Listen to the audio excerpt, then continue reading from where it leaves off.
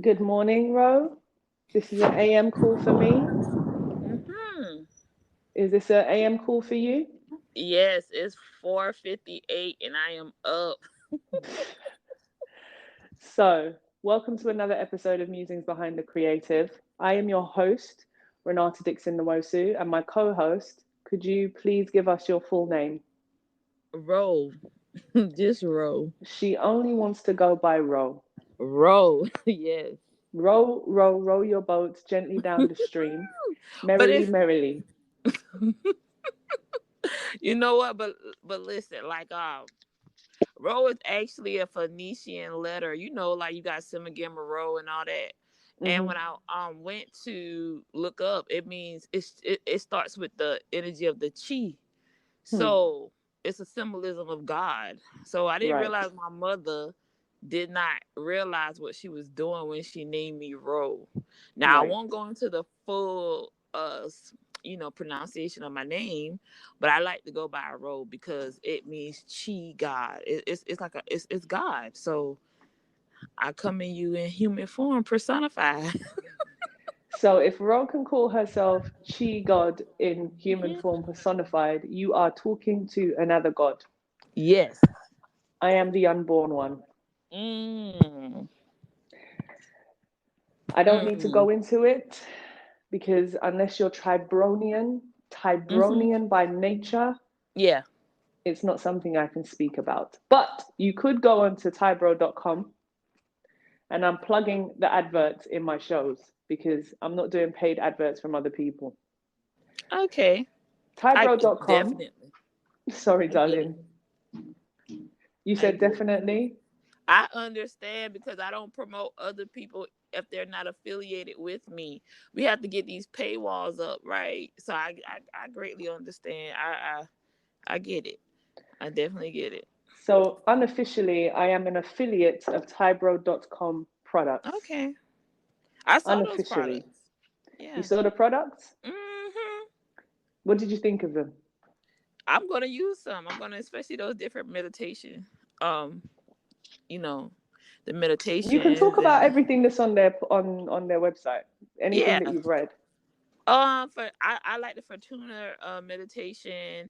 I have to go. I have to go through it. So I have Hmm. to definitely see if they have any like stones and crystals and anything like that because I have to get my crystal and stone gains up. Uh, and I'm looking for some more metaphysical tools to use.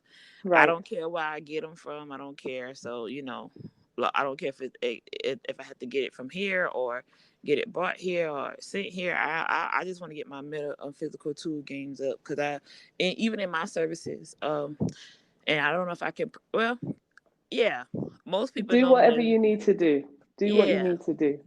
Because this pod is going live today. Okay. Well, like I said before, my services, I'm Ro Ovulance. Row So on my opulence. Instagram, yeah, that's my name, Ro Ovulance. Hmm. And everybody is like, what does ovulance like? How did you get that name? And I'm like, opulence means great source of wealth. So I Hmm. thought to myself, God is a great source of wealth. Hmm. You can't get no higher, right? So You can't get no higher than God. you can't get no higher.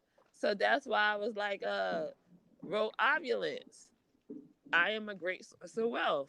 And that's how spirit is moved through me. So from information, from research, and like my mentor always said, favor can't be research. So even the oral traditions that I give you, Mm. they are a great sense of wealth and knowledge and information. You can't Google it, so don't even try because I'm giving you secrets. So yeah, so that's how my service is there. I feel like I came to the acknowledgement of my role on earth yesterday when I was tagged in a fundraising movement. And I'm like, really? People really see me as that? Because sometimes we don't see ourselves like how others see us. We be like, I'm just doing my job. I'm just doing my calling. Hmm. I'm just being great. And Okay. just you and you like, wow. And I always used to come from a and humble me, and all that stuff. But then sometimes I do come to humility because, I don't even my get to be considered a feminine thought leader in the healing arts or the dark shadow arts. I am so grateful. So that's where I'm at right now in life. Just gratitude. What I would like to acknowledge while you're Mm-hmm. speaking is the fact that sometimes when you speak some truths, Mm-hmm. the particles in your air and my air exchange through the phone Mm-hmm. like sound speakers. Mm-hmm. So sometimes when they interact, they clash and cause frequency, which is when the connection drops out. Mm. I would like to allocate that time to the ancestors and say that whenever our network connection drops out in any of our calls, the ancestors are telling us that we don't need to publicize that. Yeah. So, the reason why we're doing this is because of the way I am a spiritual adept. Mm-hmm. I was looking for co hosts to join me so we can do it like lip service. I found you, you're based in the US, you are Guligi, and I wanted to know more people who are like me, Mm. who still read books as adults, or Mm-hmm. still have crafts as adults, who still do their own thing as adults. Whatever they did in their childhood is what you continue to do as an adult. Mm-hmm. And all I've ever done is read books. Mm. My star sign, and I'm doing this as an introduction to our Musings Lounge, the medicine shell. So we're Mm-hmm. reversing it. We're reversing the polarities Mm-hmm. because we've had a lot of conversations and we've done Mm. a lot of calls where the static on our calls has made it close to impossible to decipher what we're saying. Yeah. So I believe that your energy and my energy, we're trying to figure out how we merge together accordingly. Mm. Because you cannot get higher than God. Mm-hmm. But one thing I realized as the creative is that if God created this planet and he is a creative, or it is a Mm-hmm. creative, or they are a creative, whether it's masculine or feminine energies, how many other gods did God create? Mm. Do you understand that maths equation, Ro? Mm-hmm. Could you explain it for people? Because I think I may have lost some people on that little journey of my intellect. I mean, think about it. It's the infinite. You're talking about the infinite. We don't know if it's a single polarity, if it's triple, double, quadruple. It's just an infinite energy that is really like, how can you explain it? You can't really explain it. You have to just be in it because the energy of God is, what's the word? Uh, it's just an infinite source of energy. It's a continuation. It never stops. There is no such thing as death. When you talking about the God conscious, the higher conscious, like there is no such thing. It's just a continuation of a continuation of a continuation. Whether it's feminine, whether it's masculine, whether it's, you know, one, two, three, or four, it does not matter. It's just something that's unexplainable. You just have to feel it. You just have to know it exists. So I get it. I get it. I get it. So on this call, Ro, Mm-hmm. we're going to talk about COVID. It's the I big don't. old elephant in the room. It is. It is. It's so much. Whew. While I say that, I would like to give the immense and honorable shout out to Lord Ganesha. Yeah. He is a energy being, Mm-hmm. and for all those who are of Asian descent who know Lord Ganesha, I have an altar in my house An altar is a place where you worship God. Does that make sense to you, Ro? Oh, definitely. Could you explain that for people? Again, I Mm. don't want my intellect to overshadow the truth. Okay, so to me, an altar is a place where I connect to my higher self. I connect to my ancestors. I connect to the God within me, because all gods are nothing but you. So it Right. is a place where you just go. It can be anywhere in your house. It can be a table you set up. It could be your bed that you sleep in. It's just a sacred place. You're a sacred place to just reveal who you are and serve the gods that you know are contributing to your life as you go on. It's just a sacred place. So is it illegal to have an altar in your house No, in your house is America? Your house is an altar. Your house is your biggest shrine. Like your house is your haven. Your house is your sacred place. So and you are an altar. You are the living body, walking, breathing altar. So it's So just a then, yeah. go on, go on. So it's just like basically if I am my own shrine and altar, I'm just creating something that is just it's just me. You know? I can't even like you are the living, breathing body temple, and you are the altar, and you are the shrine. But if you want to use your house for your symbolisms, then yeah, do it. So that's how I see it. It's no disconnection. It's Hmm. hard. When you've been doing it for so long, it's kind of hard for you to break it down because you've been doing it for so long till you integrate it into your practices until it's like you just gonna have to come on this journey with me. I'll hold your hands and then I'll show you, because some things I just can't tell you because I've been doing it for so long. It's just a way of life. So, with Mm-hmm. that being said, Mm-hmm. explain who you are according to the Guligi tribe. Well, the gullah I'm just learning it now that I'm one of the thought leaders and spiritual advisors, but there's many different Gullah people. So don't go and try to we're not like, okay, you go to one tribe and you just be like, where's Rose? She's the thought leader and the spiritual advisor. No, I am the thought leader. I am the healer. I am the practitioner of my bloodline, but my background and the culture that I come from is the Gullah culture in South Carolina. So I'm based in South Carolina, Charleston to be exact, and I am what we call a hoodoo practitioner slash root worker, Could and you I am expand on that, please? um my healing art is in herbs and roots. And the book that I use is the Holy Bible because we're still kind of like Christian based. Okay, Yeah, right. Is that as far as you can go on that? that's how.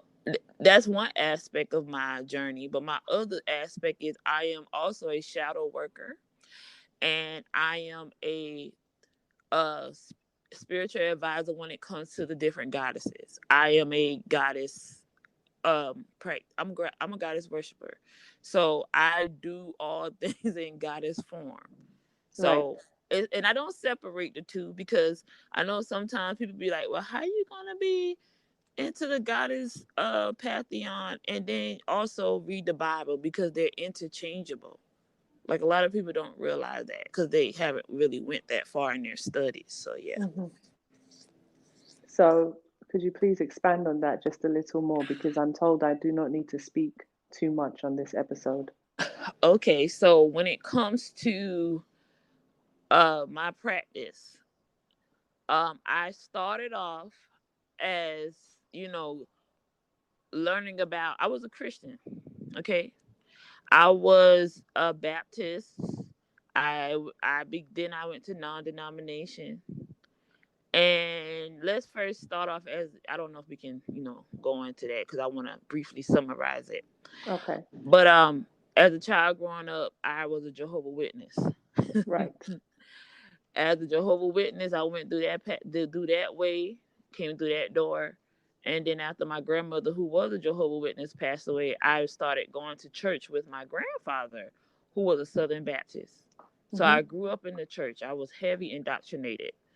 As I got older, I realized that something was really off. I was missing something because I had a love for the ministry. I had like pastors and reverends praying over me, like, oh, she's gonna be one of our ministers, she's gonna be a youth leader. And I really thought I was going to do all the things and above. And like I got baptized when I was 13. So I really went through that whole path of, Christianity. So I don't have nothing against it. That's why I tell people I don't that's just my foundation. But I knew it was more. And so therefore I went looking for more. And I came across, the wisdom of the Gnostics. I came across the wisdom of, the teachings of my own lineage. And I didn't even realize that it exists because, like I said, as a child growing up, which was so crazy about those of us who live in, the low country of the Carolinas, I didn't realize we practice Christianity different.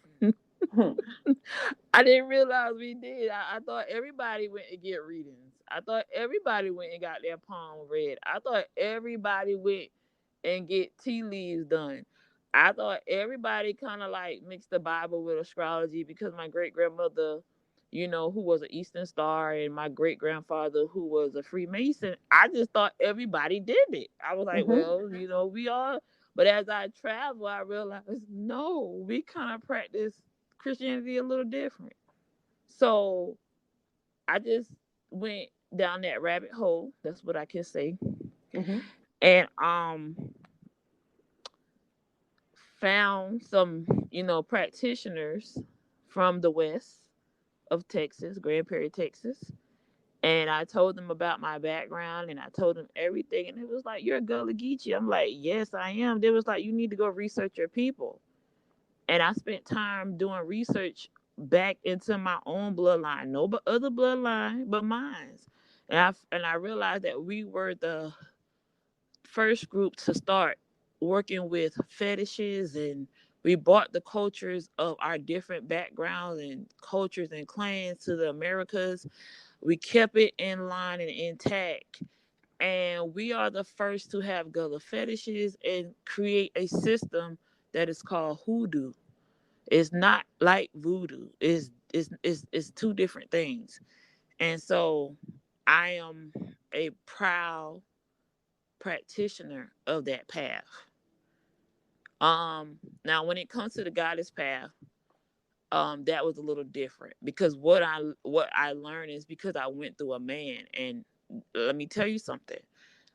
My elder in hoodoo told me that because I was a woman, he could only go so far with me. He was like, I'm not even going to even talk about certain things with you because that'll be out ethical. That'll be so ethical, unethical of me. Men should not be trying to dictate a feminine path.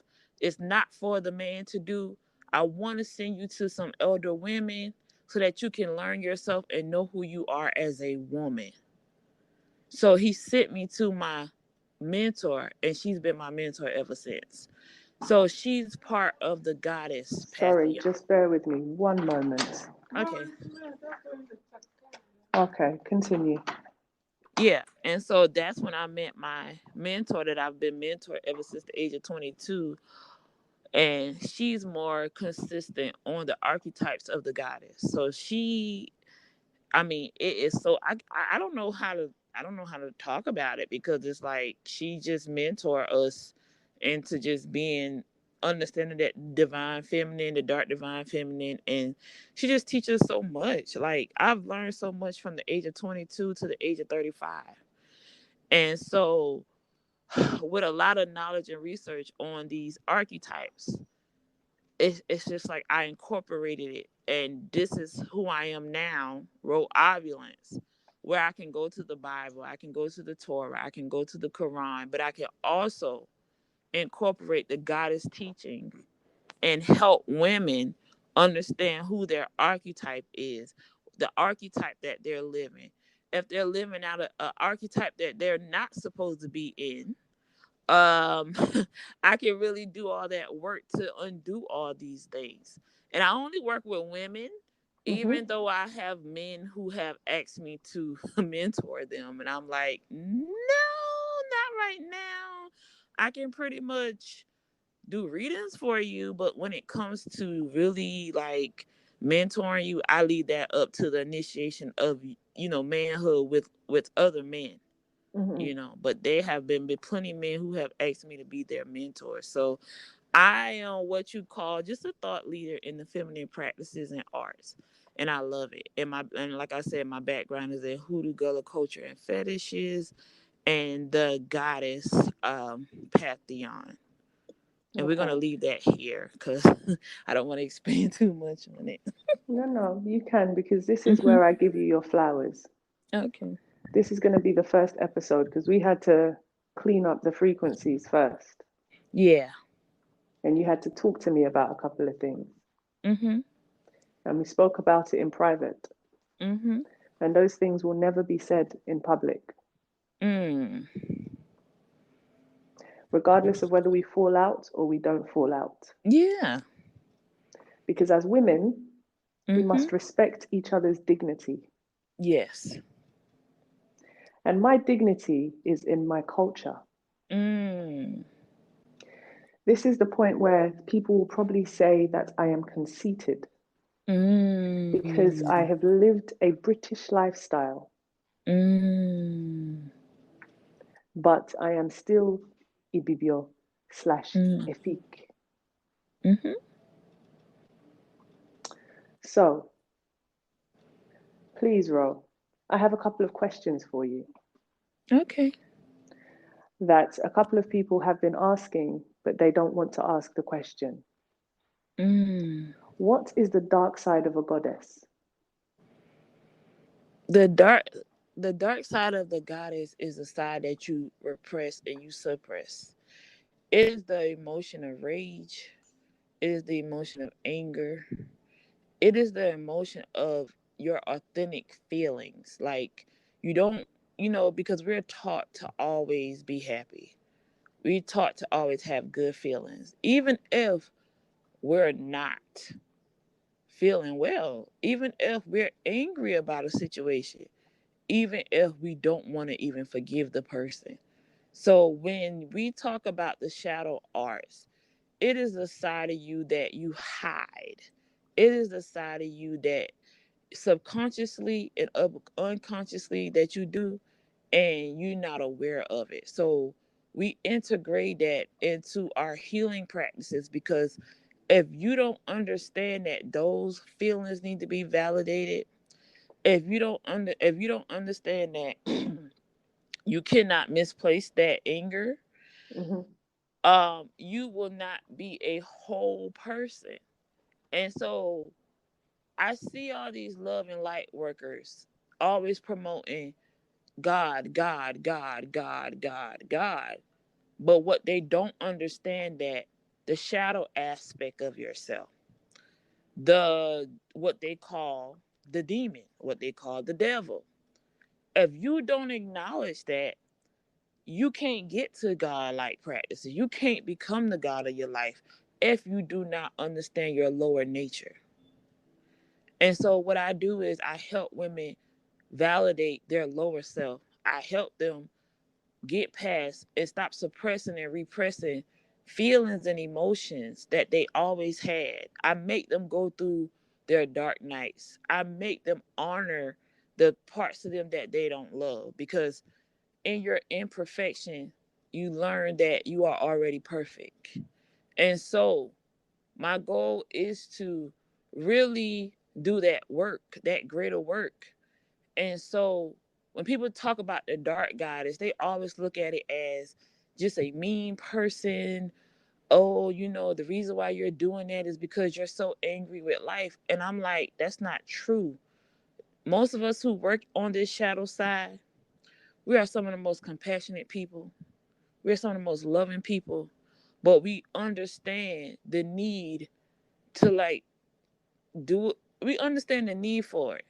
And I always tell people it's okay to be angry. It's okay to be rageful. It's okay to not even forgive somebody who has hurt you, you know? And Mm-hmm. so when they hear me, because I just had a friend told me that yesterday, she was like, I'm going through this breakup, and you are the only person that is just making me rethink my whole life. And I said, why? Because they got you feeling bad for love. They got you feeling bad for how you feel, and I'm the only one that's telling you to feel your emotions. So a lot of times, those of us on the darker side, in the shadow arts, people are afraid to come to us because they think that we're going to basically make them evil. And that's not what we do. And in actuality, I think this side actually get the healing done that the light side can never get done. I'm just gonna be honest. How does that present? How have you found that presenting in Black women? How do Just you bear say with how me. do I'm on a call. I'm on a Musings Behind the Creative call. I'm running my podcast. Did you bring him though? Yeah, you got the lashes and then. Thank you. Did you get the jewelry as well? No, I wasn't able to get the jewelry, but I got the lashes. Thank you, darling. Continue. so? Can you ask that question because I guess you were interrupted. I was. Hmm. How does the dark side, how have you found that present in Black women of color? Oh, it's so hard for us. It's not a lot of us that wants to be a part of that because we are the shadow.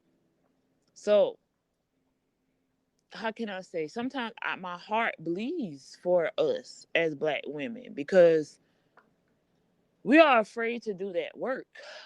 We want to ignore things. We want to repress our true feelings. We want to live inauthentic. We want the tips and the tricks, but we don't want to do the work. And so, how is it presented in Black women? Sometimes it's not presented at all.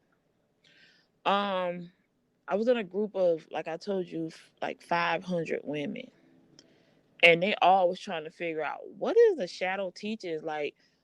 Is that like what kind of teachings is that? And so I was so like it was a privilege that my Ethiopian connection, she brought me into the group to explain that to these women because they just didn't get it. They didn't want to understand it because everything is always the laws, this, the laws of attraction, love and light. You gotta love hard. And I'm just thinking like, can you really love hard if all you ever got was unrequited love? Can you really love hard when you've been abused? Can you really love hard when you've been mistreated? Because you really don't know. You don't even get it. You don't even grasp the concept of self first. So when it's personifying Black women, I just say that it's not really presented there because we are either Bible, like we are really indoctrinated. We are the last. And that's why I think it's so hard for us to really be these innovators that we're supposed to be because we're so focused on being servants and I'm not even going to say servants as in a servitude for others, putting others before us, um being diplomatic in our interests, not protecting our own interests. And the lives that we live, I watched so many Black women die. So many die either while they're still alive or have physical death. And that what breaks my heart so much. And I think that's what motivates me to keep going. Because even the women in my family who have passed away, every last one of them passed away for not putting themselves first. And I was like, I gotta stop this cycle. And so oh, I don't want to tear up, but It's I'm okay, just babe. so I'm just compassionate about women and the journey of Black women and the journey of getting us at a place where we could basically feel that wholeness again.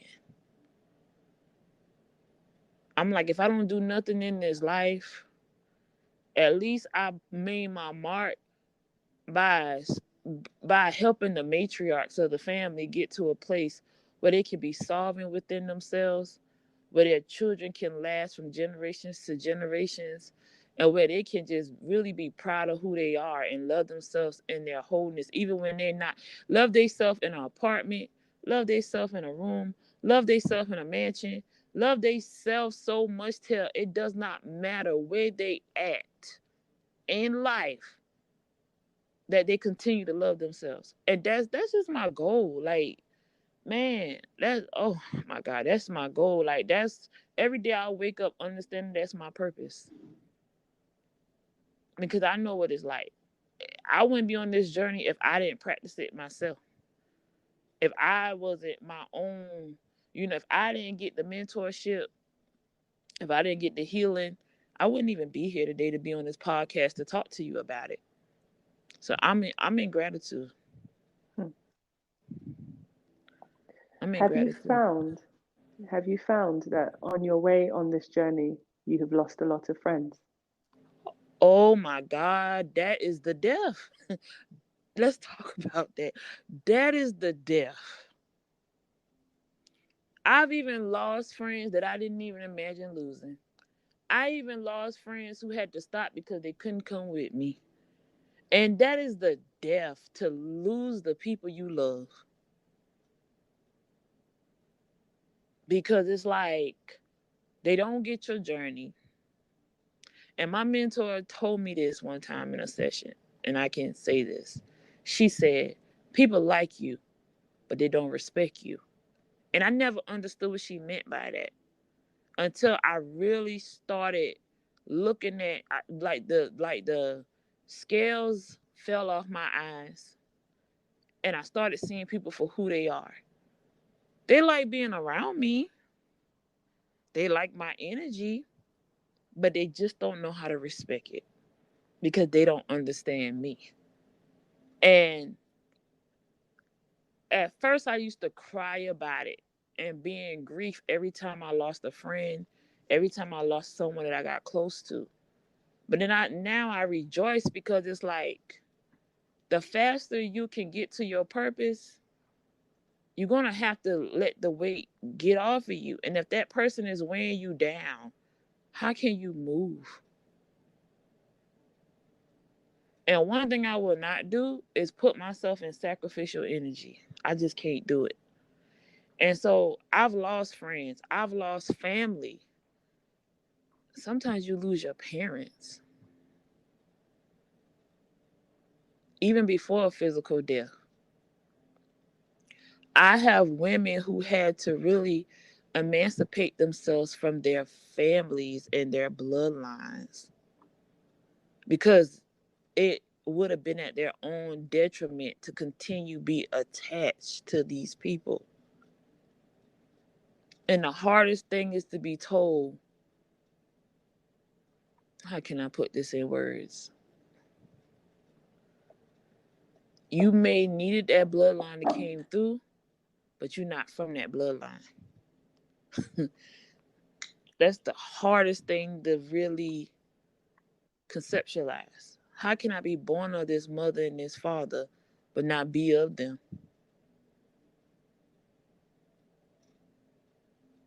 So when I hear the stories of those women, those are the brave stories. You ever read a book, Women Who Run with Wolves? Mm-mm. That is a beautiful book to read. It, like, if you ever on your journey get Women Who Run with Wolves, that book would change your whole life. Like, I was given that book at the age of 22, 23 by this lady in her 30s at that time. And she was like, read this book. And I just read that book. And that book changed my life and the dynamics of my life. And it just made me look at the journey of womanhood, you know, different. And so that's why I go hard in my work. I tell ladies, I don't care if you're 21. I don't care if you're legal at 18, you're 21, you're 30, you're 40, you're 50. You still can't recreate yourself. There is no limits. Did you say you still can't or you still You can? still can. Hmm. Like a lot of times people just stop because whew, they It's okay, stop babe. because life. They stop because what they go through in life. And so that's why I was like, with doing this co-hosting with you, I am from the shadows. I haven't, it's not so much of the frequency between us. It's just that the women like me who come from that shadow path, those esoteric paths, we are being hidden for a reason. Could you And so, expand on that, please? because our information cannot be researched, the stories that we tell cannot be found on Google. You can't go to Barnes and Nobles and read about us. You just got to meet us. And the time you have with us, you enjoy. That's just it. My mentor, I can't even bring up her name because you would never meet her just by going to look up her information online. You have to be brought to her by one of her initiates. And so when the real healers step up, the ones who trying to heal step back. And Could you so repeat that, please? I said, when the real healers step up, the healers that are trying has to step back. And what does that mean? The authentic healers, the authentic energy workers, the magicians of the world, we are in the hiding season right now. So a lot of times you might just be lucky to come across one that is really authentic, because we're not out here like, even though I'm often, how can I say this, because I'm often amazed that I can be so successful in my path and I don't have the advertisement like that. Mm. I'm often amazed that I can be booked for months in advance and I don't promote myself like that. But it's through the referrals that I get, the amount of lucky, so blessed, privileged. I people on and research workers who can't. Okay, stop right there. Stop Yeah. right there. Mm-hmm. Let's just wait for the energies to settle. Because I Okay. sat down on a bed I'm not supposed to sit down on, and Mm-hmm. it started breaking up the connection. Mm. So we need to take a moment to pause. Mm-hmm. If you can hear me and I I can can hear hear you. you, Mm-hmm. okay. I think that we're supposed to be gentle in these calls, because I guess last week we were so excited to meet each other. It was like, where have you been all my life? So I guess we needed that practice for that week. And like I said, we talked about so much stuff underneath the sun, and it was like, whoo, so we definitely have to be careful on the airways. And my uncle used to say, only a certain time of the day you can speak about certain things, because he was in Mm-hmm. the Air Force. Mm-hmm. And he that was the one I told you that used to read my palms from the age of 8 to the age of 20. And like, he always used to say, you cannot say certain things at certain times of the day or at night. He said, but the best time to talk about these things is at night. And now I know what he means. So I'm up at 5:37. I have my coffee. because I always get up early. I get up around like 4:30. So I'm up. My energy is up.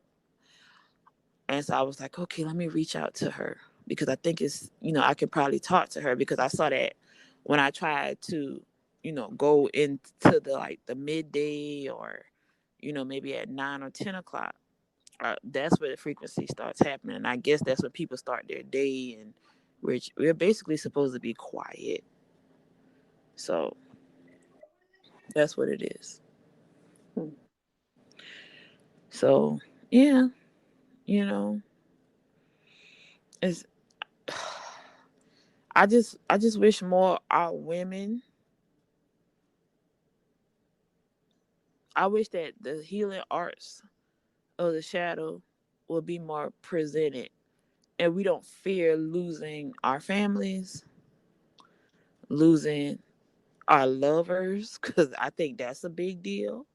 I think when we are afraid to really heal because we're afraid that that person that we're with romantically is going to Mm-hmm. leave us. Let's be honest. Mm-hmm. Because many times as black women coming from these indoctrinations, I don't care if you're a part of the ATR religion, I don't care if you're part of the mainstream religions. Everything is male based on the surface. And so a lot of times when they see women like me come around, you know what we get called? Oh, the feminist is coming. The feminist is coming. The feminist is cousin coming. So when we come around, they think that, oh, she's going to basically make us hate men. She's going to make us hate our sons. She's going to make us hate our fathers. And so that's another reason why it's not presented in black women. And it should. Because black women go through so much horrendous acts when it comes to men. And I don't want to be mean, but the darker the woman is, the harder is her circumstances.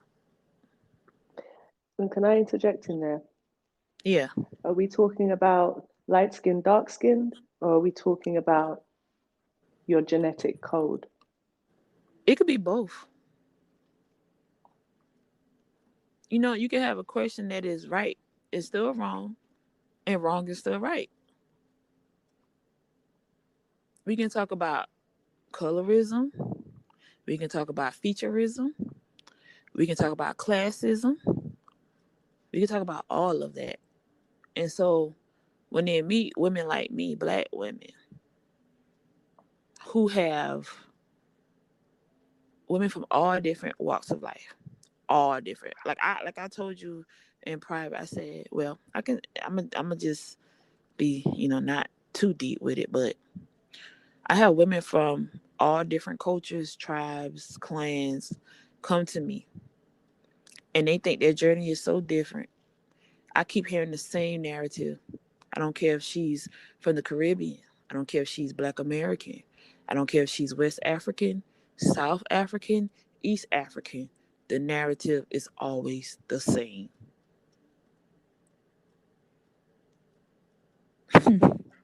The And what narrative is narrative is that? they don't know how to put themselves first. They don't, they male identify. They don't know their divinity. And what I see for women in these, but what breaks my heart is the women in the underprivileged backgrounds, or I'm not gonna say, undeveloped countries. I'm not gonna say that, but what I will say is those women and the stories that they tell me is it be so horrendous. I have clients that, how can I say this? I have clients who like the women in the West. I'm gonna say it like this. How can I put this? I have women in the West wanting to get into the sex working industry as a lucrative career. They're not seeing it from a place of pain. They're seeing it from a place of, this is how I'm gonna make extra money. Mm-hmm. But women who come from these countries, from Cameroon, from Nigeria, from Ghana, and different parts of the continent of Africa, or, Black women who have to move into these European countries from these countries, they're doing it out of survival. So it's more painful. And to hear these women telling me they've been in these practices since they were like 13 and 14, it breaks my heart. So like when I see Western women like, oh, I'm going to get into the sex work because I just want to get this man, and I'm like, do you know some women that been in this since they were 13 years old? They're doing it out of survival so that they can have your life. So the stories of women, I just be like, we're so resilient. We don't even understand. That's why we have to have somebody tell us about our divinity. That's why we have to have somebody make us put ourselves first. Because the stories, I'm going, like I said in my later years, I'm going to write a bunch of books because somebody got to help the youth. Somebody got to, give them a guideline to really live in their best life. Mm-hmm. Because I even want to start my series, because nobody is really teaching women, like Black women. Nobody, no, because I guess what it is, because when you do teach them, you come up against a wall. How does that wall present in Black women? I don't want to use women of color because I am not a coloring board. Yeah, I get it, because I guess sometimes we use women of color because we don't want to leave other cultures out, but we do have to start with us first. It's nothing wrong with other women of color, but we have to start with us first. So how does it present? It presents itself as sometimes you get ignored. Sometimes when you are in that leadership mentor role, they don't want to be a student. They want to actually argue back and forth with you. Sometimes they collaborate with men to bring you down. Sometimes you get death threats. How does it manifest? Mm-hmm. Sometimes you get set up. Tell me about that. Tell me about the setups. Ooh, gosh. Because we need to get down to the nitty gritty. Yeah, the setups come where you don't want to publicize your authentic name or your legitimate name because you don't know who's going to come after you. I have seen women with great source of information. I have seen women who basically can really change the lives of Black women come up against death threats, have their whole movement stopped because of their words. One thought leader was on the Clubhouse. I invited her because it was, my mentor asked me to invite her. And so she had a lot of people following her on the Clubhouse. Like, she really made a name for herself. And because of the stuff that she was saying was unconventional. And Black women who didn't know what she was talking about had. Stop right there. Stop right there. We need the energies to resettle. We need the energies to resettle. Because I moved my phone. Mm-hmm.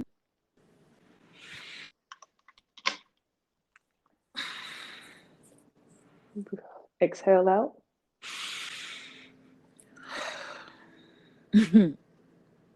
Whatever pain you have, you're going to bleed it out on this dance floor. Because on God box, Mm-hmm. it's on the box of the vortex. Yeah. So, whew, I felt really bad for her because they pretty much was trying to get her information.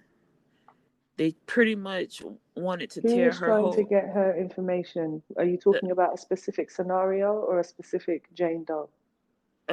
I'm going to say a Jane Doe because I don't want to Okay. bring her name in this. Okay. But the reason why I kind of felt bad for that is because I brought her on the platform. I thought I was doing a favor by bringing her there. And I thought, like, it was going to benefit the Clubhouse platform. Mm. And it did because some women got it. And I'm thankful for her. But she had to leave quick because so many people was coming for her. So many women was coming for the women that she's mentored and she's helped. I'm gonna say this, and hopefully I can say this on the podcast. Mm-hmm. We had a casualty.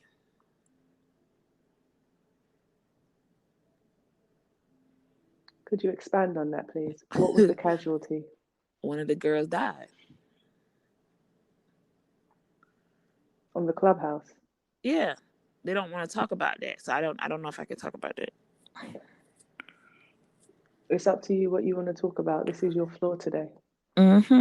So it's like somebody got killed, and so we had to stop it because I always say I'm not afraid of the leaders of these people. I'm afraid of the followers.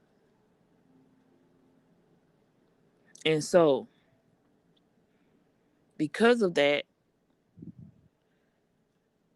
when you say, how does it present itself? How does it present itself in Black women when they're resistant? Sometimes it can end in violence. So, I don't want to tear up. It's okay. This is a safe space. You do whatever you So need to do, babe. that's the reason why I'm hidden, because it's like um the truths of our mouths hit deep. The stories that we tell hit deep. The healing that we give hit deep until like it's scary. You have to look your shadow in the eye. You can't blame nobody else. We take accountability for our lives. We make people who do us wrong, we make them pay. So it's like, Can I interject there? How mm-hmm, do Black women make victims of other Black women and make them pay for things that is not their fault? we hold them. I don't think Black women have reached that concept because we still in the forgiveness thing.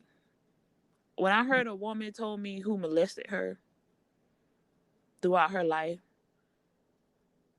and she forgave that person, and she still was hurting in the inside. And when she said she had to sit at the dinner table across from that person, and her family was feeding that person, I realized we haven't grasped that concept. So when we talk about the power of unforgiveness, they don't get it.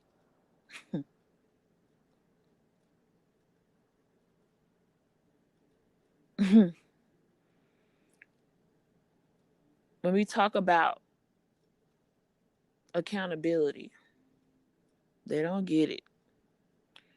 When we talk about you don't have to be around your abusers, you don't have to be around family members, you don't have to put yourself in unsafe situations, they don't get it. And when we tell them you don't have to be on the front lines of these movements to your detriment, they don't get it. And when we tell them to save yourself, they don't get it. So we only Go to the ones who do get it, who's ready to get it. Because, like I said before, when I bought that woman on that platform, I didn't expect all that to happen. But I also realized movements are going to happen. And just like people like to use the Christ of the Bible, he didn't come to earth to really bring peace. He brought chaos. His gift was to come here to eradicate the mindsets and bring us to a higher consciousness. And he was here to bring us out of poverty. And that's the reason why anybody who's a thought leader, anybody that's trying to change the world and contribute to the consciousness of humans, because that's what we are, you're going to have chaos. That's just it. So when people talk about the healing of the darker side, it's about chaos and understanding that in order to have order, you must go through the chaos. We're not ready for that conversation.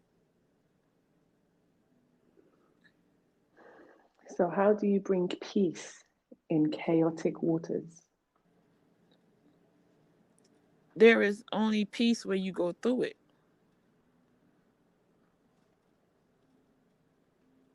So, Miss Rowe, what does that mean for you?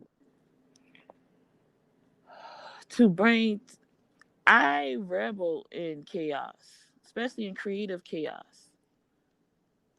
I'm not looking to bring peace on subjects that is going to make a change in the world. I know I'm going to be misunderstood, and I have to accept that. I know I'm going to be controversial. I have to accept that.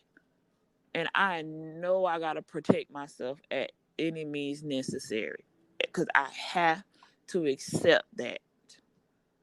When you are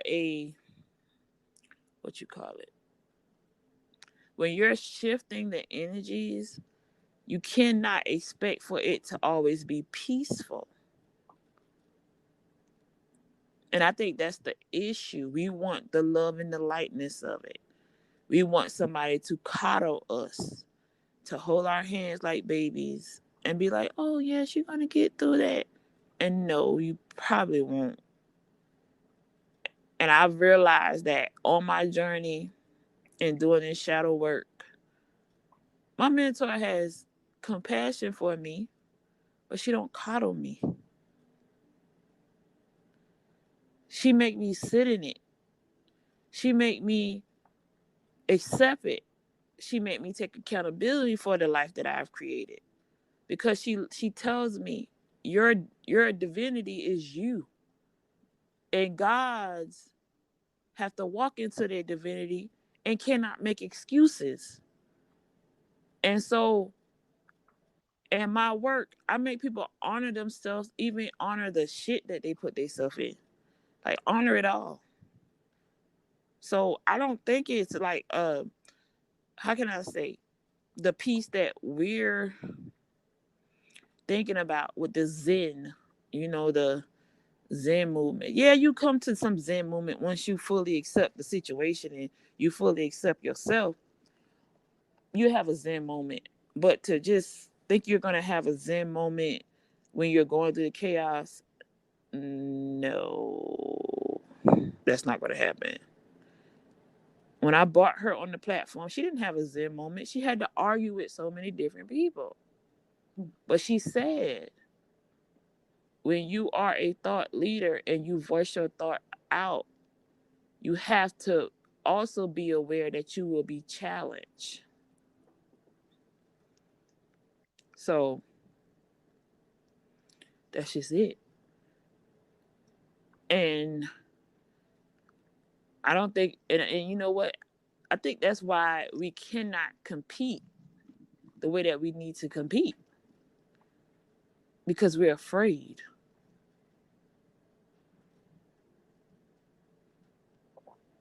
What is that fear? Like you said in the previous, like the first 20, 30 minutes in the recording, the whole losing people, losing support, and let's be honest, losing yourself.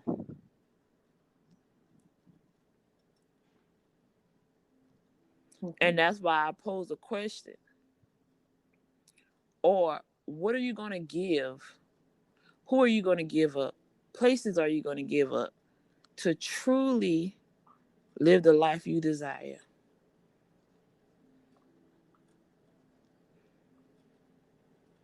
What are you going to give up? What are, because those of us who are in these thought process and these leadership roles, we have given up a lot.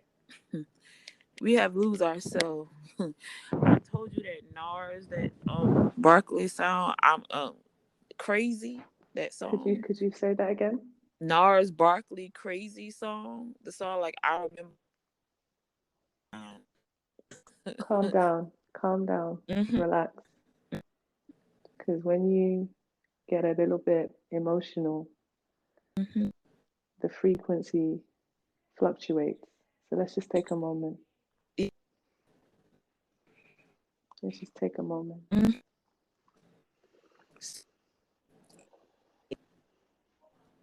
Maybe I'm just passionate. That's all. And I think the frequencies feel that passion. Mm-hmm. But I always tell people, lose yourself, because you're gonna find yourself, and you're gonna redefine yourself. Could you make that explicitly clear for people to truly understand that I stand with no fear? Like that should be a mantra. I stand with no fear, because in it all, think about it. You lose yourself, and you're not truly losing yourself. What you're losing, I don't know if you're being interrupted again.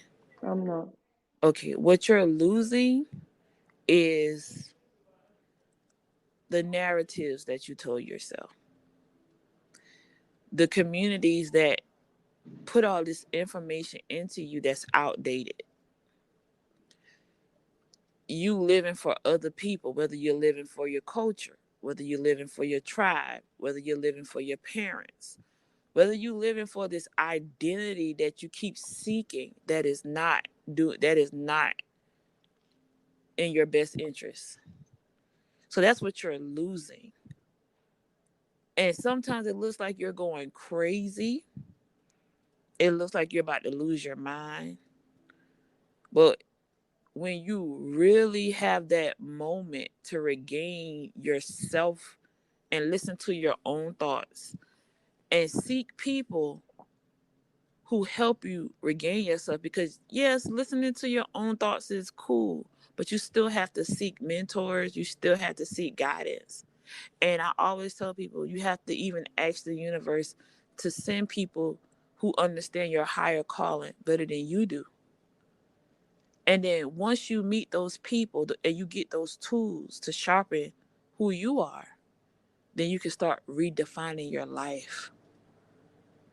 And the people that will show up will show back up if they're supposed to be there. And the people that were never supposed to be there, they will leave and you will never see them again. Not in that light. And that's why I said those women who emancipated themselves from their bloodlines, from their mothers and their fathers, from their clans, from their tribalistic ways. And they lived their own life. And they became the God within. And they step in their own divinity. And they integrated and reshaped themselves. Those women can never be defeated. I've met those women. I stand with those women. And I honor those women. And men. I'm not going to, there's some men who had to do the same thing too. But for the most part, especially black women, who do that, because sometimes we are called to be the caregivers of our families, the lovers of our men, the martyrs, the sacrificial ones.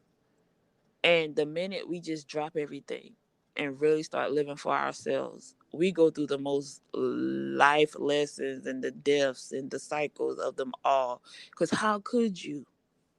How could you do that? You're selfish. Wow. It's not about you. You're conceited. You need to go humble yourself. Your place is in the kitchen. Who's going to take care of my children? And it's never like, well, hey, do I have my own thoughts? So those black women who have emancipated themselves and just really did them and diversified and divest and did whatever they needed to do in order to win in this game called life, I honor them. That's brave. I'm still on that journey. I ain't there yet because I don't see it as a destination. So I'm constantly still cultivating myself and learning too. And if I can sit at their feet and just get the wisdom, I'm always happy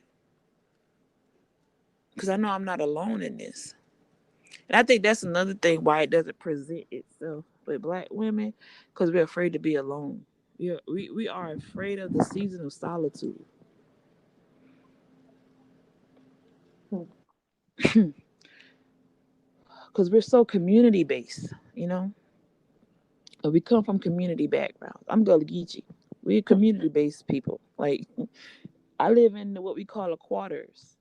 So you have your mother house, your grandmother house, your uncle over there, your first cousins over here, and everybody live in this quarter. Like, everybody is kin.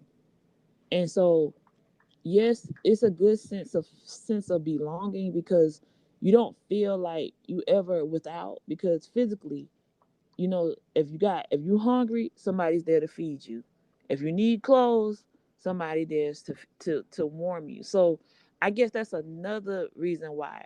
Because if you have that great sense of community, you feel like, why should I leave it?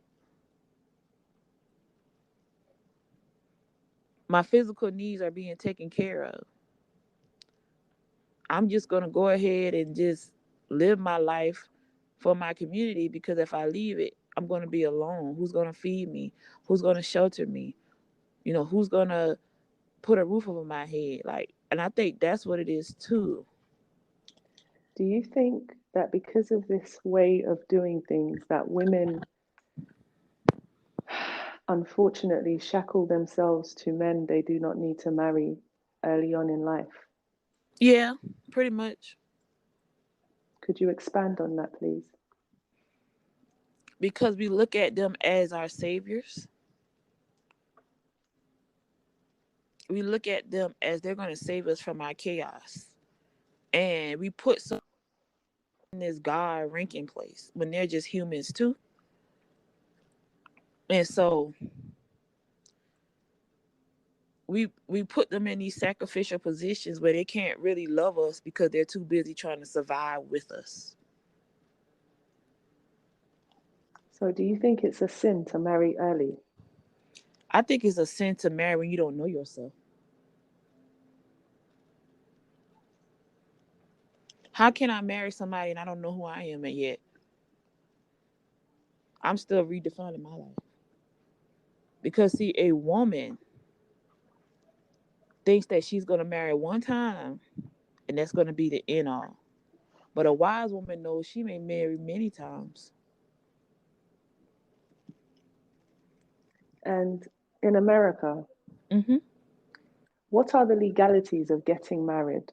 How do they confirm that you have married someone? Well, through the papers, like courthouse. The And how leg- does that work? you go to the courthouse and you basically sign papers. You have somebody ordained the marriage, so you're legally married, and you're married to their assets and what? Because I don't think that's why I think it's different from uh let's see, continental traditional marriages, arranged marriages, and then the Western marriages, because we're just married through paper. Yes, you go through a traditional courthouse wedding, or you might have a white wedding that's based in religion. But for the most part, once you sign your name on that piece of paper, then they'll consider you that person's legal husband, legal wife. But But spiritually, you're not married. Spiritually, let's be honest. Every time you sleep with a person, you married to them. Hmm. But when it comes to the legalities of asset protections and property, because marriage was always based on property and ownership and legacy. It was never based in where love. was that? Was that in the US or is that That's also in the US, but that's in any Western world. okay? Yeah, like that's why people can be married and still love other people. What do you mean by that? Like your the piece the your the papers that you sign does not mean that you're not gonna love somebody else. That don't control the heart. That don't control the soul. That don't control the body. That don't control nothing. All that control is your assets. All that control is your material possessions. All that control is your property. All that control is the fact that if something happened to that person, you may just be the owner of what they left behind materialistically, but they don't leave behind their soul. They don't believe behind their heart. They don't believe they can. They go with. They take whatever they have with them. With them. So it's like, yeah, you might get the person possessions. You might get the person material gains, but you're not getting them. So I guess that's the reason why most Americans don't. They always say we don't value marriage. Like we don't take marriage seriously. We don't, and they always put us down. And yes, marriage is a way to climb up your social status. And I always tell women, marriage really benefits the men than the women, because once a man is married, his social structure changes. Like people trust him more. Like he's more trustworthy for some odd reason. And so um I think that's why they tell us we're not a marrying nation. Oh, United States, they're not a marrying nation. The women, they don't take marriage seriously. Sorry, Oh, relax, relax. You're fidgeting. yeah, I just moved in my phone. I just had a text. But Okay, I think just that's relax, relax. Because as an empath in mhm, true light, I've just felt your fear on that text. mhm. So um and I yeah, but I like I said, it's not like I don't value marriage, because I do value marriage, but I also value relationships, and I value building relationships. And like I said previously, a woman knows, a woman thinks that I'm gonna say woman, clone body, average Jane, thinks that the marriage is going to save her when she does not know who she is. But the wise woman knows she can marry several different times as long as she never leave herself, as long as she keep cultivating herself. That man is not to save her. That man is there to complement her. Ro, You do know? you understand now why we're spiritual sisters? Yeah, I definitely understand. So, Are you happy to be my co-host? of course, I am very happy to be your co-host, and I thank you for this opportunity, because it is such a great opportunity. Are we ever gonna fight over Mandan? Right over a man. Well, no, no, and I'm walking on the celibate path, so no. So I told you that I don't know. But I ever just wanted since to this. make it real clear for idiots that would Hmm. still try and test me and tell me that I'm not the most intellectual black woman on the planet. Well, listen, like I said before, I don't fight over no man. I've never been in that seat. Don't want to be a part of that seat.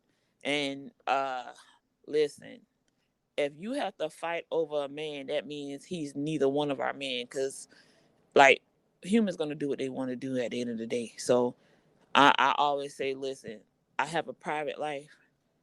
I tell my lovers when I am active, I have a private life. I have a life that you must respect. If you're doing your thing and I don't know about Slow of it. down, slow down, slow down, slow down. Because the fear is on the line. I am an. Wait, Mm-hmm. we need to breathe for a minute.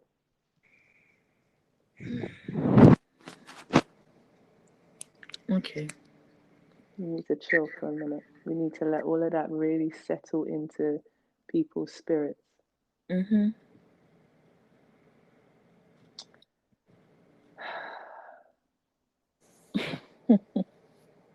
You know why we had to do it this way, right? Yeah. Mm-hmm. Because every time we bring a new sister onto the co-host, the energies are going to be a bit interesting. Yeah. So we have to be very, very real about our sisterhood. Listen, I'm in talk. If I don't do nothing good, I know I do sisterhood good. So if I, hey, listen, I might, I don't promote myself as being perfect, but I have gained what friendships are and what sisterhood is, and I can definitely operate in sisterhood. And and one thing I frown upon is people that's not loyal. If things are discussed in private, let it be discussed in private. And if we fall out, I have fallen out with many of my friends, and I would never bring up their past in their face, and I would never talk behind their back, and I will always be their little secrets of secrets. I think that's why they always want to still give me stuff because they think I'm gonna say something that they didn't tell me. I'm like, no, I don't do that. I'm like I said, I'm a very private person. I live a very private life, and I love my life like that. I'm not in nobody's drama. To be honest, I don't have a drama filled life. And I always tell people, like, you pretty much gonna think I'm boring. Like, like, where's the drama?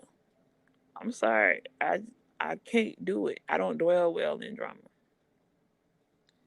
So, nah, I revel in the chaos of life. But when it comes to that drama stuff, I don't. So you'll never see me fight over nobody. I don't do it.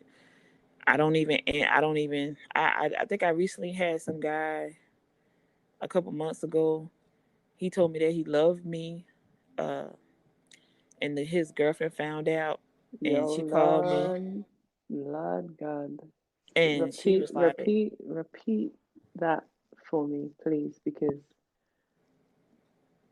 this show is going to be a long one. "Yeah, like I said, because we got to keep it. We I'm got to gonna keep keep it it a 100. buck 50, bruv. Yeah, like I have this friend. Like I've been knowing him since 2017. He is of Igbo descent. He's from South Carolina. And me and him, we did started off, dating each other. But we just realized we are better at being friends. But he still has this love for me.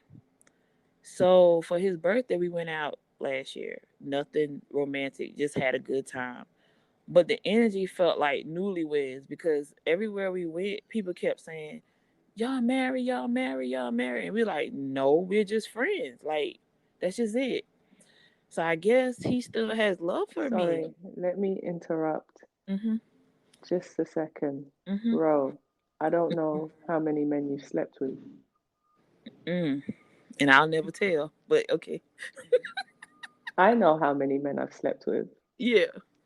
but then I averaged that out based off of when I started having sex. Yeah. And I'm going to just leave it right on the tip of that tip. Yeah.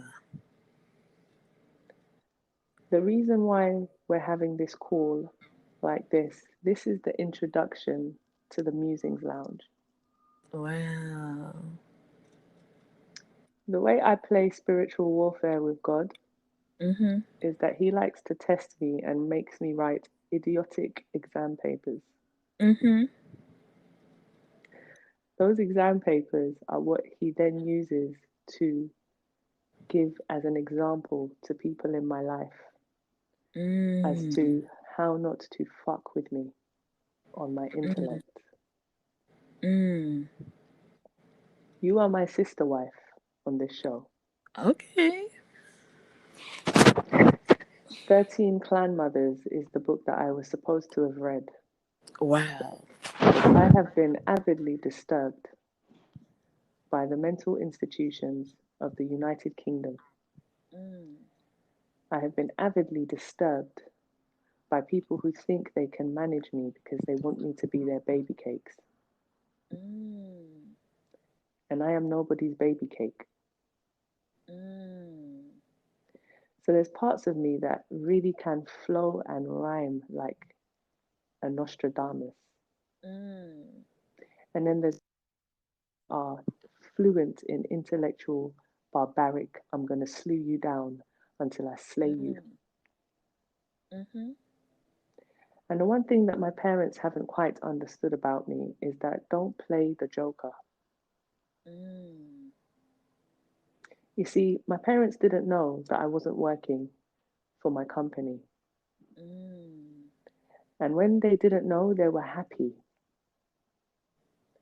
As soon as they found out that I was making music again, they decided to try and freeze me out. Wow. It will be a very long day in Hades because I am Khaleesi. I watched Xena Warrior Princess. I don't think that's a show that even still comes on. No, that show don't come on no more. I used to watch it too. But then I found my Cold Day Chanel. Mm.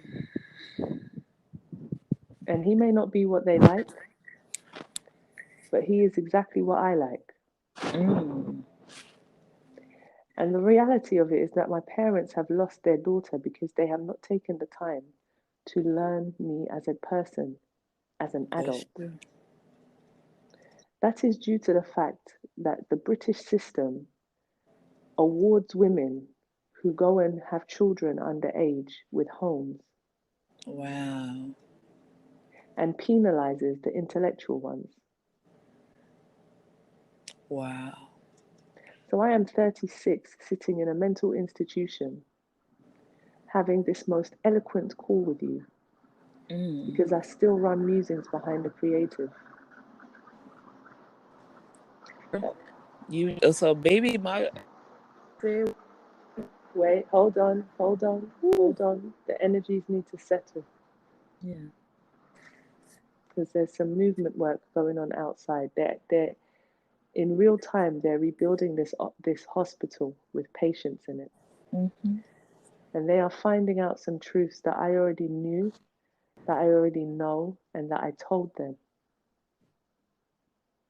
But due to the level of my PTSD, I cannot officially work with them Mm. because that would require me to go back to school, and I am never going back to school again. Mm. I will do it only for my part 3 Mm. because that is the most important thing that I promised my dead son Mm. that I would do before I had him. Mm. I had an abortion later on in life, Wow. but I had enough sense to not have them cut my baby out of me. Wow. And my son came to me in spirit. Mm. I explained to my son that his father did not want him, Wow. and I can't make his father keep him if he does not want him. But I said to my son, if you ever want to come back to me, come back when you know I'm ready, when I have money to take care of myself, should your father not want you again. Wow. I have had one miscarriage Wow. because I was given tablets and forced to kill my son because his father did not want him. That's why this pod is so important to me. Because I have to speak that truth for everyone to know that I speak Igbo to the fluent, most eloquence because of what my parents provided me with. They gave me tools and I A-starred on top of them on everything. And then I put it on God. So when I tell you I'm a betting man, I mean that I have shown my parents Pepe. I lived with them till I was 35. Wow. I did everything I needed to do in their house. They know me inside out, but they refuse to accept the fact that I will not marry an Igbo man ever again. I'm tired of their nonsense. I'm tired of the lies that they made it okay for Jamaican women to now marry Burna Boy. I just hope that she is living her truth, because if Burna Boy finds out that she can't cook food like an Igbo woman, it's going to be a problem. I have nothing against Caribbean women. I don't know enough of them to even make any type of judgment. My PTSD was genuinely triggered by the bullying of Jamaican young women who did not respect my brothers when they were young, but wanted to fuck them. That is my truth. A lot of them are no longer my friends. The only person I can big up on this show is Natasha Matthew, fam. Natasha Matthew, if you ever hear my show, if you ever want to be a podcast host, you can come on. But never will I speak to Nakoda. Never, ever, ever, ever, ever, ever. I could speak to Marlon. I could speak to Dwayne. I know many Dwaynes. I'll have a whole entourage of mandem. I can speak to Cheyenne even on this pod. Girl, don't make me tear up No, because no, you I just have said to tell it. you just triggered something within me that is I'm Guligi by my maternal side, right? Well, my father is West African and I never had that connection. And so like, oh, don't make me tear up. Nah, babe, if you need to cry on this show, don't And say so that I have been the screaming banshee in my Jewish community. That's why they're tired of me. if I was there right now with you, I'll give you a big hug because like wow. Like in this moment you have said some things that is healing at the same time as truth. And my mother is Gullah. I grew up in my Gullah community, but I was never really accepted because of who my father was. My mother did not marry a Gullah man just like you may not want to marry an Igbo man. She ended up with a West African Caribbean man. Um, my father is of the Ivorian descent. His mother's from the Ivory Coast. Um, so I don't talk about him because he was absent. I learned my Caribbean and West African culture when I got into the collegiate level. What does that? Huh? Are you there?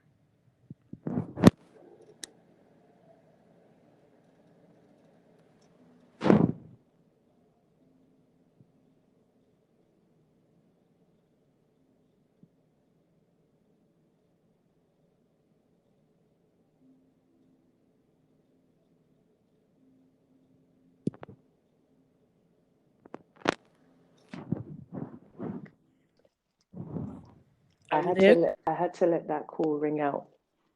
Okay. Sarita, So, give me a second. Sarita, Flo Millie shit, all day.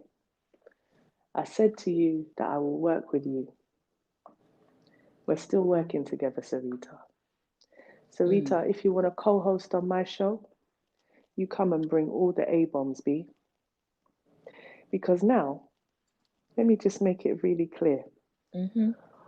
All the girls I went to primary school with caused me PTSD to such levels that I genuinely can't trust my Jamaican friends now. Wow. Because I went home and got beats on top of their bullying. Wow. So I Girl. took their beats again as the Black Lucinda, bruv. Can we have a moment? Cause I feel that in my cellular. Because see, like I was telling you, like I was basically like, oh, I'm feeling it because before Let the energy settle let the because the connection is doing that thing again. like Still waters run deep. Let me chill. like you really are some things why you buy the trigger some your but I am the child. I am the product of a Black American woman and a West African man. That's not easy. They talk about mixed race kids being black and white, but they don't have a place for us. And then when I hear that you just say you went through the PTSD from your Jamaican friends, right? As a child, As a child, think about the PTSD I went through from family not accepting me because I wasn't American, because my looks are different. I didn't feel like the gorgeous girl because my nose was broad, because I was darker than my Creole cousins.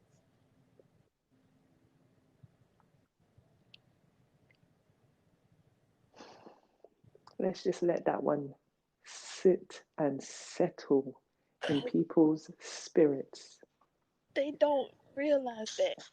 It's like, and think about the love I try to get.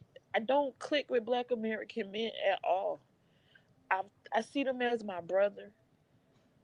I see them as men I grew up with, but I never see them as my lovers because I wasn't what they wanted, because they didn't know what I was. I see my mother sleep many sleepless nights by herself because she's trying to figure out why this West African man didn't love her enough but could produce a child with her. So I am the product of your PTSD. So Hold on. I got shivers. I need to chill. so don't trigger me in that way because I wasn't waking up to I be need to triggered. chill. So you don't I tell people I'm tired of this black talk. I'm tired of this black versus black. I'm tired of this because y'all making the products and the children are angry because it's like you see me as a black American and I'm proud of my Guligi, but I have to disown my West African side because they was not there for me. He chose something else. I don't know anything. And I'm learning through my experience by talking to you, by trying to connect with other West Africans, and I don't belong with them because I'm not West African enough. So I'm like, Pause it right there. Pause it right there. yeah. So Mm-mm. Pause it right there. We're going to end this show right now because this is the introduction into the medicine show. yeah, this was wow. I didn't want to go there. I don't like to cry. But you said that. Ooh, Yeah. That's You, why we are sisters, and that's why I'm the 13th Mike. wh- I could just feel you. I just could feel it. Like I could feel your pain, and I'm like, I wanted to get to a pleasurable moment, but that was no pleasure. And sometimes you have to come to a point of some things are just going to be what it is. And so when you said that, I'm like, sweetheart, I understand. I'm not negating it. I'm not going to ever I negate. know, I But know. what I would say is, what about the products? What about, you said these women, they don't want to learn my culture, but they want to fuck my brothers. I said, what if I am the product of that? I ain't got nothing against you.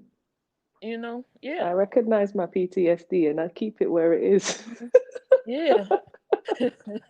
So I'm just sitting here like, girl, I don't make have me no cry, issues with my because PTSD. I I am the product of. I didn't think my mama just wanted to fuck my daddy. I just think that they found love in a broken space, and that's just what it was. And And I, that is the yeah, beauty as to why I'm so stupendously, I'm not forgiving.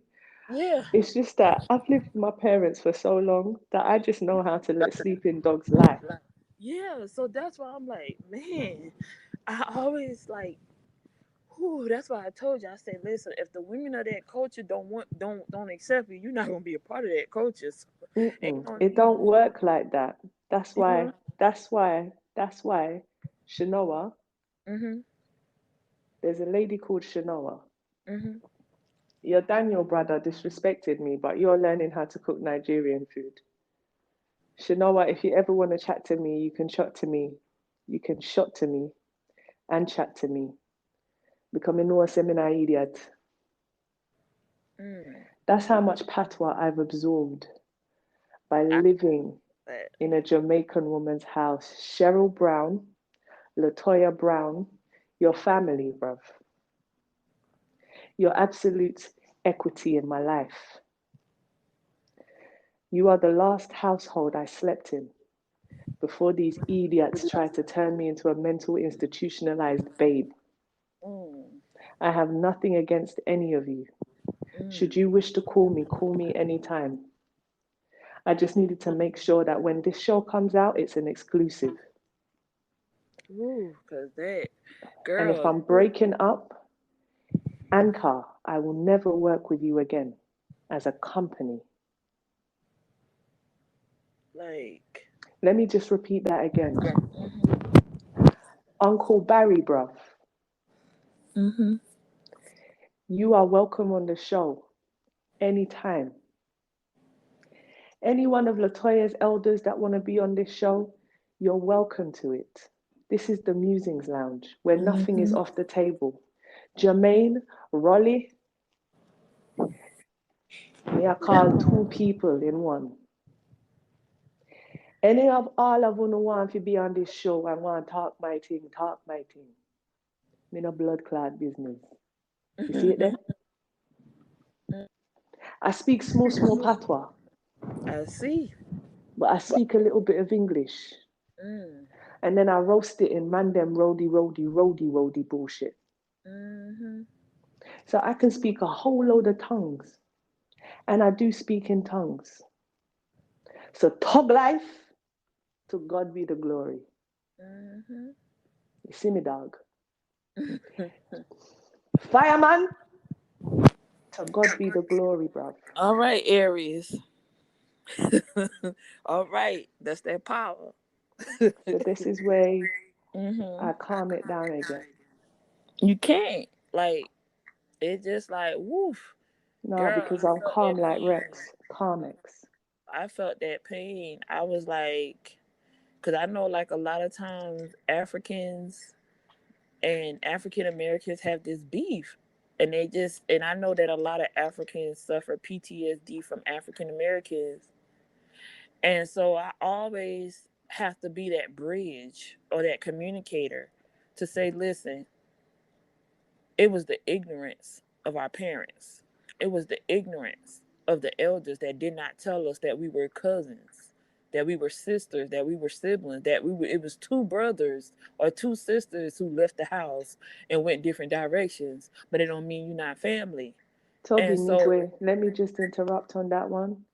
Toby mhm, Nigwe, you did Ewu. You don't impress me how they talk. I'm the Ewu jaw. mm, But then you also showed me that I'm your father figure. mm. I know a little bit about American slang to be talking a little bit of American slang. It don't mean I'm trying to be like y'all. Yeah, I get But it. the I would never. person's Mm, album that I listen to give me this level of tonality, and I'm gonna just pause it right there. Because Alicia Keys, you saved me, fam. mm,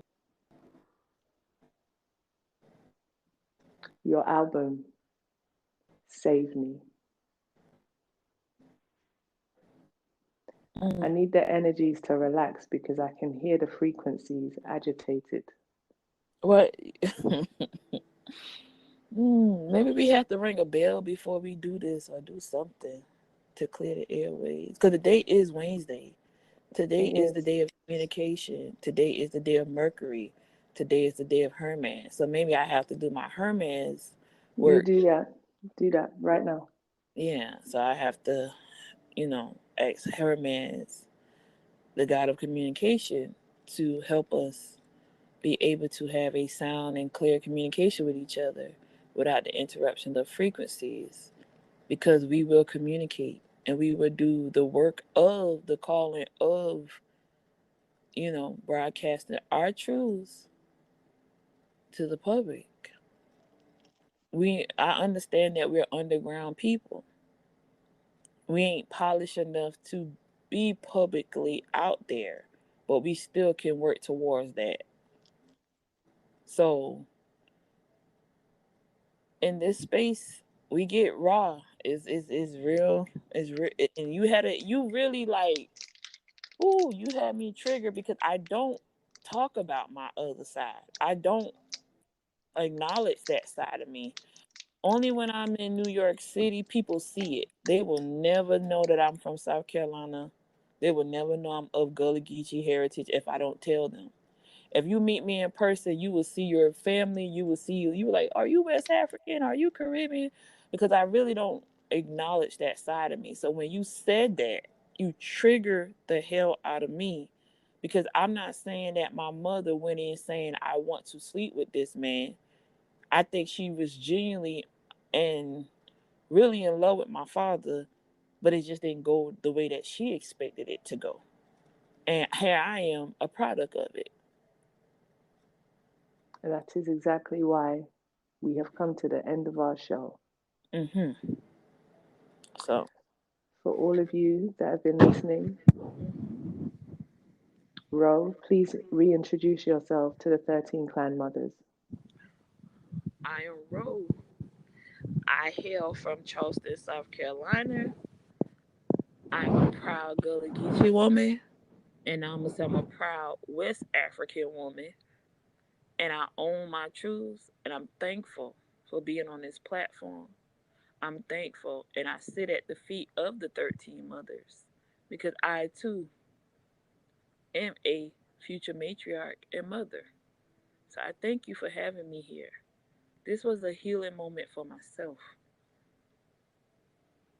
This was really healing for me because I don't acknowledge that side. I don't even talk about it.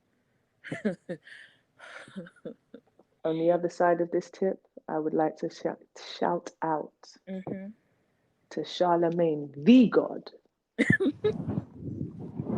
for making it abundantly clear Mm-hmm. that we all need therapy, bitch.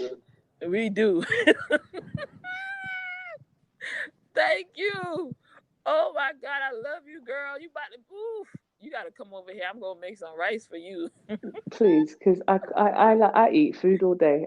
Please. Listen, don't worry about that. We gullers. We gonna love you over here. We gonna say, girl, you gullah geechee. I need okra soup on levels of it's dumb. Girl, you have girl.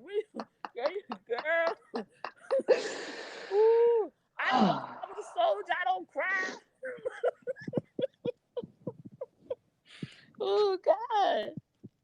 Ooh. So My name is Renata Oloma Chimochea Dixon Wosu Taylor, and I have been your host. But if you understand double speak, you understand that I am a vessel, Mm-hmm. and I channel all ancestors from the 13 clan mothers. Mm. And it's okay by me. My family may not accept what I have become, but who's crying about it? I mean, we both. I don't know if I trigger you. Listen, when I say that I love the women who emancipated themselves from their families and lived their own life, that must be sent a trigger through your spine because you went off. You was like, whoo, whoo. So All we've right, cleared the so energies. I'm gonna vape my last color vape, which is forest berries solo plus. woo. We work with you to make it all good for everyone to vape, because vaping hasn't killed anyone yet. So stop lying, smoking industry. Tobacco hasn't killed anyone yet. It's all the frigging chemicals that you lot put in the pesticides to grow shitty tobacco. So my family grow tobacco, but I smoke Chesterfield Red. Let me find out that Chesterfield Red has been sold out in any shop that I go to. I will never work with you guys in any life again. Because I go to special shops that sell Chesterfield Red. Chesterfield Red is not a tobacco that is sold worldwide. I now know why.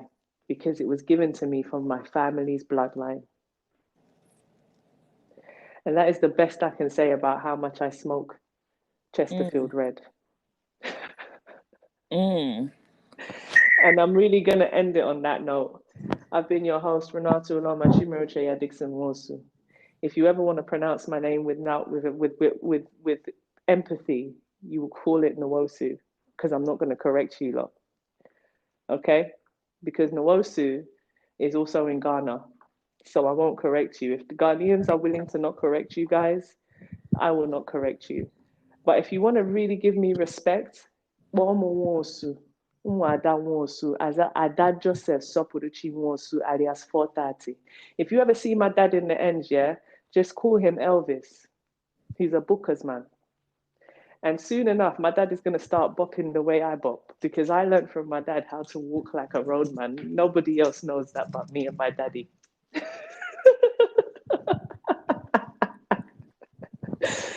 Have a good day, people. Live your life with everything you've got in it, because life is very short. And I have lost all my mothers on my mother's side. And my mother is the only living connection to that. So don't hate me, because I have to end the call now. Bro, I'll speak to you at 107:37 seconds and 8-9 counting.